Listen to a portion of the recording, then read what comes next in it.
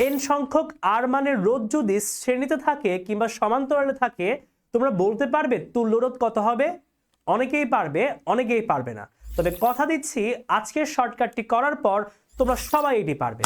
আসসালামু আলাইকুম সবাইকে, আমি তোমাদের মাহিন ভাইয়া চলে আসলাম আমাদের শর্টকাটে ফিজিক্সের পরবর্তী পর্ব নিয়ে।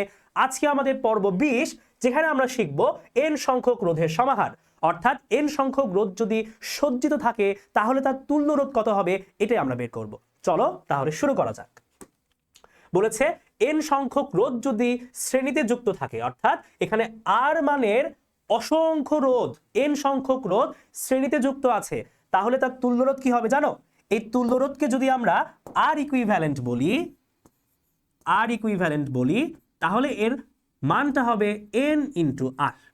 অর্থাৎ এন সংখ্যক আর মানের রোধ যদি শ্রেণীতে থাকে তাহলে সবগুলোর তুল্য রোধ হবে এন ইন্টু আর। যে কয়টা রোধ নিয়েছো সেই সংখ্যাটা এবং প্রত্যেকটা রোধের পরিমাণ গুণ করে দিলেই কিন্তু আমরা সুন্দর করে এই মানটা পেয়ে যাব। তাহলে এটাই হচ্ছে আমাদের শর্টকাট। আশা করছি তোমরা সবাই এটি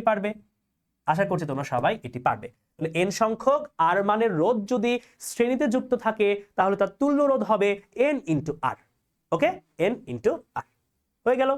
এরপর বলেছে এন সংখ্যক আর মানের রোধ যদি সমান্তরালে থাকে, এই ডট ডট সিম্বল দিয়ে বুঝিয়েছে এখানে একটা অসংখ্য রোধ আছে। তো আমরা বলেই দিয়েছি এন সংখ্যক রোধ এখানে সমান্তরালে যুক্ত আছে। তাহলে ছোট্ট বাচ্চারা এদের যে তুল্য রোধটা হবে তাকে আমরা বলবো আর ইকুইভ্যালেন্ট। আর এটার মান কি হবে জানো? এটার মান হবে আর বাই এন। আগেরটাতে ছিল গুণ, এবার হয়ে গেল ভাগ।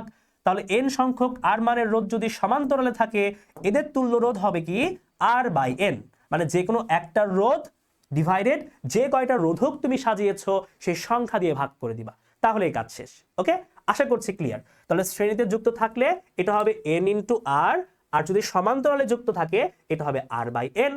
আমরা ম্যাথের সাহায্যে এটা করে ফেলবো। বলেছে 40 ওহম রোধ বিশিষ্ট 50টি রোধ শ্রেণীতে যুক্ত থাকলে তুল্য রোধ কত হবে?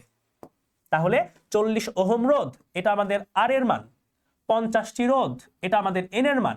বলছে শ্রেণীতে যুক্ত আছে, তাহলে তুল্য রোধ কত? আমি লেখার আগে কিন্তু তোমাদের উত্তর বের হয়ে গিয়েছে। তাহলে তুল্য রোধ আর ইকুইভ্যালেন্ট হবে এন ইন্টু আর। তাহলে এখানে রোধ কয়টা? 50টা রোধ। রোধের মান কত? 40। তাহলে কত হবে? মুখে মুখেই করা যায়, 5 4 20 আর 0 0, 2000 ওহম। দেখো এই সূত্র না জানলে তোমার কি করতে হতো? যোগ করতে হতো, 50 বার যোগ করতে হতো। এই তাছাড়া সূত্রটা অনেক সহজ না?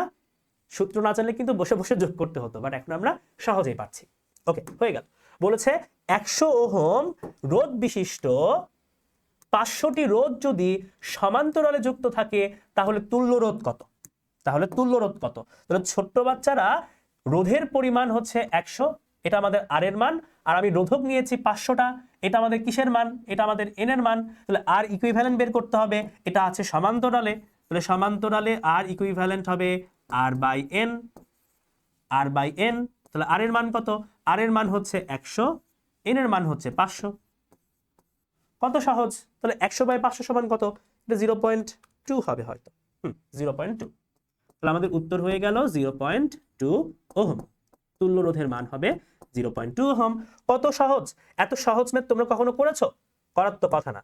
তাহলে দেখি ছোট্ট বাচ্চারা আমাকে সুন্দর করে বলে দাও এটার উত্তর কি হবে। এটার উত্তর তোমরা কমেন্ট বক্সে জানিয়ে দিবে এবং আমাকে বলবে তোমরা এটা বুঝতে পেরেছো কিনা। এর মাধ্যমে আমাদের আজকের পর্বটা শেষ হয়ে গেল। আমরা এই নিয়ে 20টি শর্টকাট শিখেছি।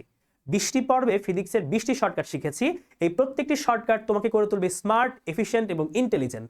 বাকিরা যখন না বুঝে সূত্র মুখস্থ করে বের করার ট্রাই করবে, এমসিকিউ মেলানোর ট্রাই করবে, তখন তোমরা মাত্র 5-10 সেকেন্ডের মধ্যেই কিন্তু এই শর্টকাটগুলো ব্যবহার করে উত্তর বের করতে পারবে, ডিসাইড করতে পারবে তোমার উত্তর ঠিক আছে কিনা। তাহলে এইগুলো শিখলে তোমরা কিন্তু বাকিদের থেকে অনেক এগিয়ে থাকবে।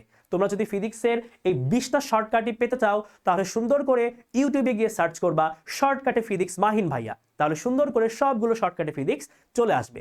পাশাপাশি আমাদের আইটিএস এর যে ফেসবুক পেজ আছে সেখানেও কিন্তু পেয়ে যাবে। তাহলে ছোট্ট বাচ্চারা আমাদের আজকের পর্বটা এখানেই।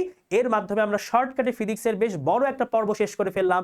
আমি যদি এরপরে আবারও নতুন কোনো সূত্র খুঁজে পাই, শর্টকাট খুঁজে পাই, তোমরা যদি শেখার প্রতি আগ্রহ দেখাও তাহলে আবারও আমি হাজির হয়ে যাব আজকের মতো আমি এখানেই বিদায় নিচ্ছি। সবাই অনেক অনেক অনেক ভালো থাকো, ফিজিক্সকে ভালোবাসো, ফিজিক্স নিয়ে চিন্তা করো। সেই পর্যন্ত সবাইকে আসসালামু আলাইকুম, আল্লাহ হাফেজ।